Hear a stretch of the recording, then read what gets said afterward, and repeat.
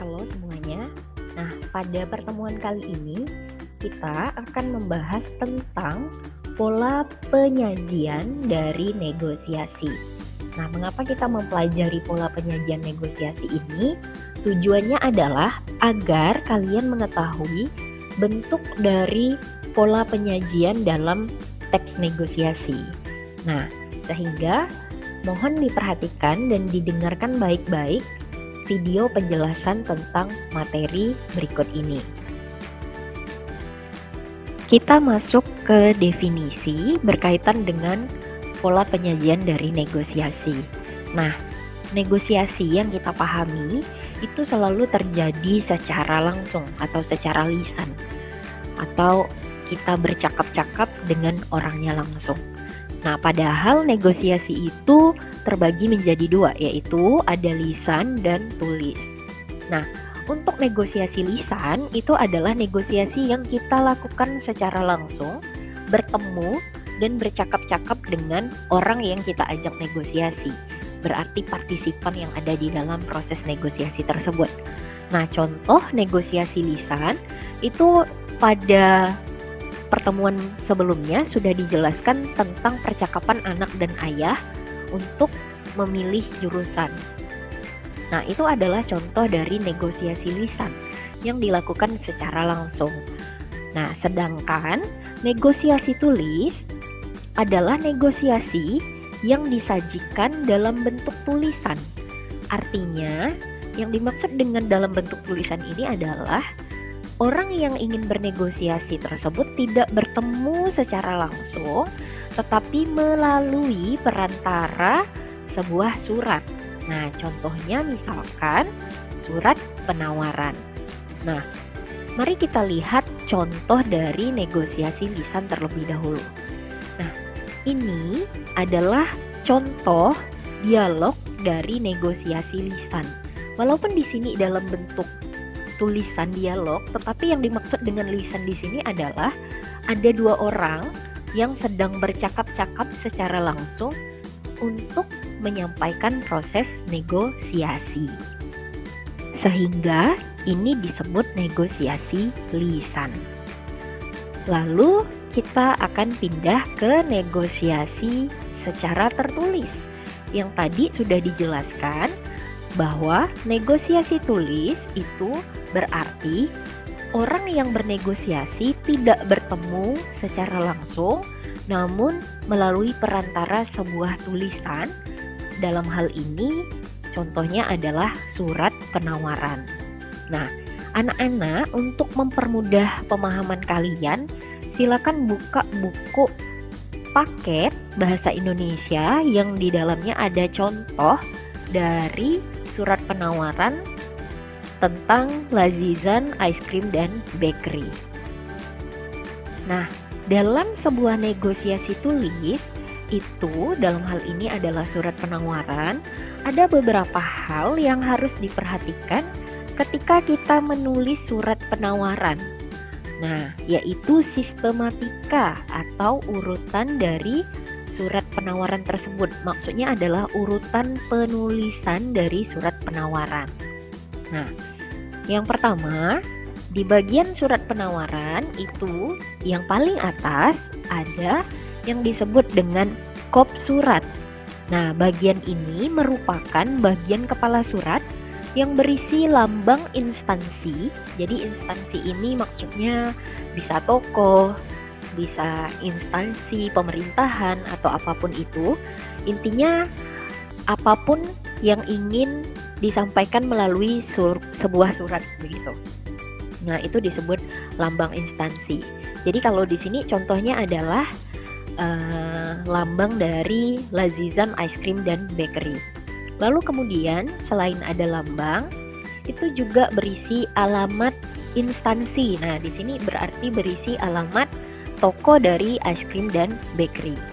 Nah, lalu kemudian jika memang ada, itu dicantumkan nomor telepon, lalu misalnya ada alamat website dan alamat emailnya. Nah, tujuannya apa? Tujuannya dicantumkan dalam kop surat ini agar mempermudah orang untuk menghubungi dari instansi yang menyampaikan surat penawaran ini, begitu. Jadi misalnya dikirim ke perusahaan mana, begitu, dari Lazizan Ice Cream dan Bakery. Lalu kemudian perusahaan atau instansi tersebut ingin memberikan balasan. Ya, ini kan namanya negosiasi, berarti harus ada penawaran, kemudian tentu harus ada balasan dari penawaran tersebut, artinya respon dari hal yang kita tawarkan. Nah, sehingga perlu dicantumkan di sini adalah nomor telepon atau alamat email dan lain-lain. Lalu kemudian kita masuk ke bagian yang kedua, yaitu tanggal surat. Nah, tanggal surat ini berada di posisi pojok kanan atas. Nah, tanggal surat ini adalah 5 Maret 2015. Nah, ini adalah tanggal surat ya. Jadi posisinya itu berada di pojok kanan atas. Jadi setiap menulis surat apapun itu ditulis di posisinya pojok kanan atas. Jadi misalnya 5 Maret 2015 atau boleh ditambah dengan Pontianak, 5 Maret 2015. Nah, itu berisi tanggal kapan surat itu dibuat dan di mana surat itu dibuat. Misalnya Pontianak, 5 Maret 2015. Lalu posisinya sejajar dengan nomor surat. Nah, jadi di sini anak-anak bisa melihat ada nomor 0.026 garis miring prom garis miring 12 garis miring 2015. Nah, jadi posisi penulisan tanggal surat itu harus sejajar dengan nomor surat. Nah, lalu berikutnya kita akan berpindah ke posisi nomor hal. Hal ini adalah perihal ya, bukan halaman, dan lampiran. Bagian ini berisi nomor surat yang tadi yang sejajar dengan tanggal surat. Lampiran berisi jumlah lampiran yang disertakan ketika surat dikirim. Nah, jadi kita bahas dulu nomor surat. Nah, nomor surat itu apa? Nah, misalnya kita adalah perusahaan atau misalkan toko, karena kita membuat surat penawaran, maka ada nomor surat yang harus dicantumkan. Nah, nomor ini didapat dari mana? Oke. Nah, mari kita lihat di sini. Nomornya ini adalah nomor 26. Jadi maksudnya adalah 026 itu jumlah surat yang sudah keluar atau yang sudah dikirim dari Lazizan Ice Cream dan Bakery. Jadi misalnya Ice Cream dan Bakery ini sudah pernah mengirim surat kemana saja begitu. Nah, ternyata surat yang ia tulis sekarang atau yang dia kirim sekarang itu ternyata merupakan surat ke nomor 26 yang keluar. Nah, jadi ditulis 026. Jadi kalau nanti misalnya mereka mengirim surat lagi, maka mereka akan melanjutkan menjadi 027. Seperti itu. Lalu yang berikutnya garis miring prom. Nah, prom ini artinya adalah promosi, karena Lazizan Ice Cream dan Bakery itu memberikan promosi atau melakukan promosi penawaran begitu. Makanya di sini ditulis prom bukan promosi. Mengapa? Karena kalau ditulis semuanya itu tidak cukup, sehingga ditulis prom street 12. Nah, ini 12 yang dimaksud di sini adalah harusnya berisi bulan ya, bulan. Kita misalnya tulisnya bulan Maret, maka di sini harusnya 3, jadi bukan 12. Jadi kalau misalnya kita tulisnya bulan Desember, berarti di sini baru 12. Sehingga harusnya di sini adalah 3 garis miring 15, yaitu tahun 2015.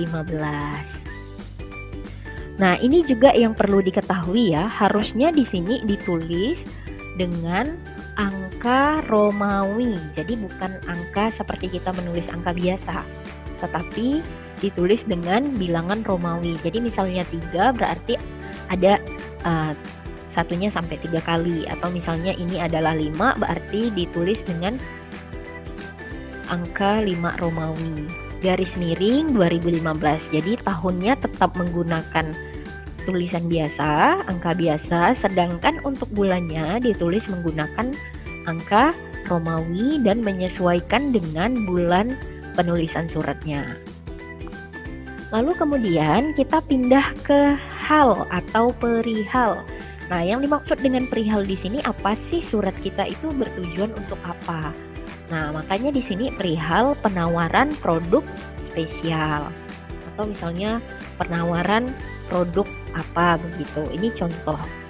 Lalu kemudian lampiran. Nah, lampiran itu adalah berkas yang dilampirkan setelah surat tersebut. Jadi misalnya ternyata selain surat ini, si pihak Lazizan juga menampilkan atau mengirimkan berkas atau lembaran yang berisi tentang harga-harga dari ice cream dan bakery-nya. Nah, jadi ada berapa lembar? Oh, ternyata ada 1 lembar, maka dituliskan 1 lembar. Kalau misalnya ada 3 lembar, ya berarti dituliskan 3 lembar. Kalau tidak ada, maka di-stripkan saja. Nah, itu adalah bagian nomor perihal dan lampiran. Nah, ini ditulis sejajar dengan tanggal surat, terutama di bagian nomor. Yang berikutnya, kita akan pindah ke alamat yang dituju, alamat surat yang dituju. Nah, bagian ini berisi nama orang atau instansi yang dituju, disertai dengan nama alamat tujuan. Nah, contoh. Jadi di sini Lazizan itu mengirimkan ke Marhaban Wedding Organizer. Nah, berarti nama perusahaannya Marhaban Wedding Organizer begitu ya. Nah, perlu diperhatikan yang harus ditulis adalah YTH titik. Jadi bukan kepada YTH, tetapi yang harus ditulis adalah YTH titik Marhaban Wedding Organizer atau pimpinan Marhaban Wedding Organizer. Lalu kemudian Jalan Kartini, Kota Batu, Jawa Timur. Nah, jadi di sini yang perlu diperhatikan, penulisan nama jalan itu tidak boleh disingkat menjadi JL atau JLN. Harus ditulis lengkap. Jalan Kartini, Kota Batu, Jawa Timur.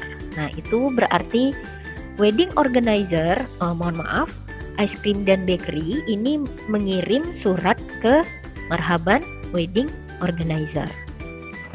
Lalu yang berikutnya, kita memasuki salam pembuka. Nah, jadi ketika sudah masuk ke isi surat, itu tidak mungkin kita to the point gitu atau langsung ke isinya, saya mau menawarkan kue dan es krim, tidak seperti itu. Tetapi ada yang namanya bagian salam dulu dengan hormat, koma. Nah, itu adalah salam pembukanya. Jadi gunakanlah salam yang umum begitu. Jadi tidak perlu misalnya shalom, om swastiastu, assalamualaikum, itu tidak perlu. Gunakan salam yang general atau yang multi agama begitu. Jadi dengan hormat, jadi umum saja salamnya. Nah, berikutnya sudah salam, kita masuk ke bagian isi surat. Nah, isi surat ini menggambarkan apa saja yang disampaikan dalam surat penawaran tersebut. Nah, karena ini surat penawaran, nah jadi di sini si penulis suratnya memperkenalkan dulu, Lazizan Ice Cream dan Bakery adalah sebuah perusahaan kuliner yang menyediakan ice cream dan roti untuk kepentingan pesta perkawinan. Nah, jadi dia memperkenalkan diri dulu nih, ini loh perusahaan kami atau toko kami gitu. Nah, kami sudah berpengalaman puluhan tahun melayani pelanggan, terutama perusahaan penyelenggara pesta pernikahan, ulang tahun, dan event besar lainnya. Nah, kami hanya menyediakan produk kuliner bercita rasa tinggi dengan penampilan yang elegan. Nah, jadi di bagian ini memperkenalkan diri dulu. Siapa sih instansi yang ngirim surat ini gitu loh. Nah, lalu dalam rangka pembukaan cabang baru, Nah, ini bersesuaian tadi ya, yang di nomor suratnya itu promosi, gitu. Di Kota Batu, kami menawarkan harga khusus selama masa promosi dari bulan April sampai bulan Mei. Jenis produk dan harga barang dapat dilihat pada brosur terlampir. Nah, ini yang tadi Ibu bilang lampirannya tadi 1 lembar. Nah, harga dan ketentuan berlaku. Keterangan lebih lanjut, hubungi customer service kami melalui nomor HP bla bla bla. Nah, lalu kemudian percayakan kebutuhan perusahaan Anda kepada kami. Nah, ini adalah isi suratnya. Jadi di sini mereka menawarkan atau menyampaikan, ini loh kami itu ada promosi gitu loh. Nah, jadi kalau misalnya mau perlu bakery atau misalnya makanan atau apa, silakan hubungi lebih lanjut ke nomor ini gitu. Nah, ini adalah bagian isi suratnya. Lalu yang berikutnya itu bagian terakhir, yaitu bagian penutup surat. Nah, bagian ini berisi kalimat penutup dari surat yang ditulis. Jadi walaupun sudah isinya panjang lebar, tetap harus ada bagian penutup. Demikian surat penawaran ini kami sampaikan. Atas kepercayaan Anda kami menyampaikan terima kasih. Titik. Nah, ini bagian penutup suratnya. Jadi ada salam pembuka, ada isi, lalu ada bagian penutup. Nah, berikutnya setelah salam penutup, setelah bagian penutup surat itu ada bagian salam penutup. Ya. Nah, bagian ini seharusnya berada di pojok kanan bawah. Nah, ini yang ada di buku paket salah ya. Harusnya berada di pojok kanan bawah sejajar dengan tanggal. Nah, jadi salam penutupnya adalah hormat kami, lalu selanjutnya yaitu tanda tangan dan nama terang. Nah, bagian ini seharusnya berada di pojok kanan bawah. Ini sejajar dengan tanggal penulisan surat yang ada di pojok kanan atas. Nah, jadi di sini ditulis hormat kami, itu tadi adalah salam penutup. Lalu kemudian manajer pemasaran, ini siapa yang menulis surat tersebut. Lalu kemudian nama terang ini adalah nama manajer yang menulis surat. Nah, ini bebas ya, tidak harus manajer pemasaran. Ini kebetulan saja di sini adalah manajer pemasaran. Nah, berikut ini adalah contoh dari surat penawaran lain ya. Nah, di sini kalau kita lihat itu ada kop surat tetapi tidak ada lambang ya, tidak ada lambang dari PT Diana Catering ini. Lalu kemudian ada alamat dari PT-nya, lalu kemudian penulisan suratnya, tanggal penulisan surat, kemudian nomor dan seterusnya.